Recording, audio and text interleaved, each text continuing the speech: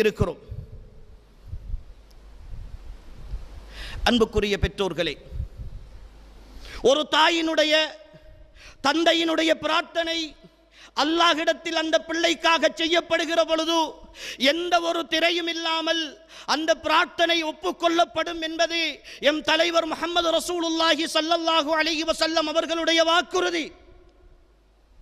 என்னுடைய பிள்ளை இப்படி எல்லாம் வர வேண்டும் என்று நான் ஆசைப்படுகிறேன். ஒரு டாக்டர் ஆக வேண்டும், ஒரு என்ஜினியர் ஆக வேண்டும், ஒரு தாயியாக வேண்டும், ஒரு ஹாஃபிலாக வேண்டும், ஒரு நல்ல மனிதனாக வேண்டும் என்று நான் ஆசைப்படுகிறேன்.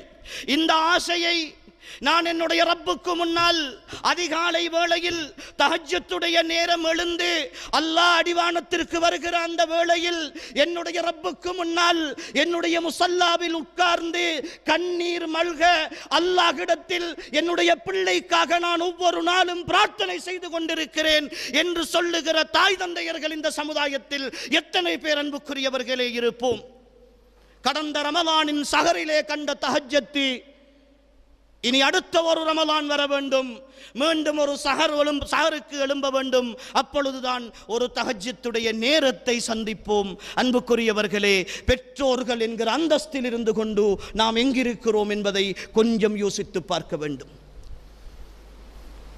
நன்மைகளை நாம் செய்வதும் கிடையாது, அந்த நன்மைகளை எங்களுடைய பிள்ளைகளுக்கு தூண்டுகிற தைரியமும் கிடையாது.